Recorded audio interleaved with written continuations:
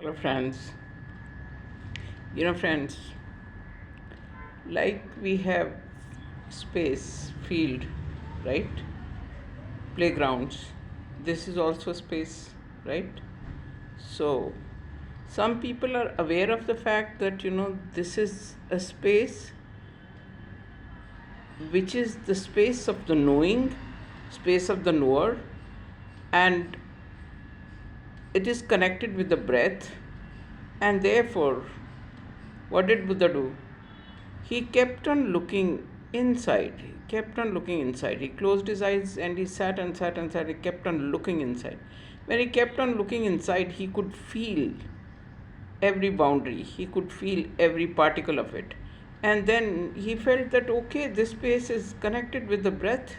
There is a perfect unison between the space and the breath.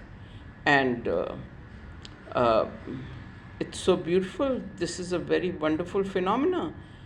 And his observer was so strong that, he could understand that if he wanted, he could change whatever, like we can change the space, whatever space we have as a playground or in the house or anywhere, wherever, whichever space you have outside.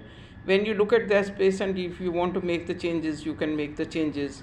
Like you can keep different things, you can bring different things, or you can utilize the space sometimes for this activity and sometimes for other activity. Like you do changes in the outside space, you can do changes in the inside space also. And when he realized this, that he felt so happy, and he said that, okay, there is a constant flow of wisdom, constant flow of awareness, which feels that if it wants, it can bring in the necessary change.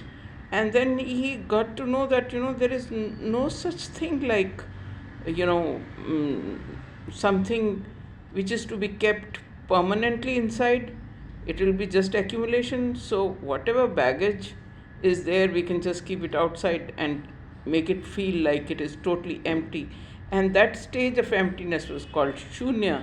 On shunya, everybody emphasized in all our shastras, Upanishads, and everywhere, there is always mentioned that you have to come to that state of turiya, or state of, that zero, or the state of emptiness.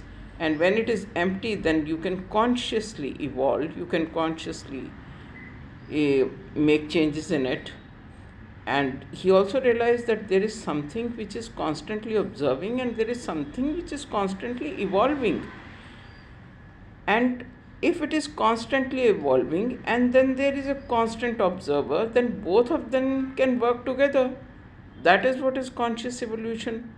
That is what is, evolving of consciousness consciously.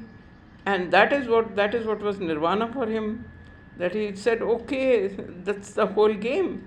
And then somebody asked him that, what did you get out of this? He said, I didn't get anything, but I lost something. He said, what? He said, I lost all my lower frequencies.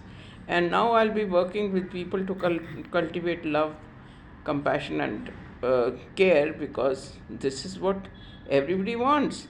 So I will cultivate that because I already lost all my lower frequencies.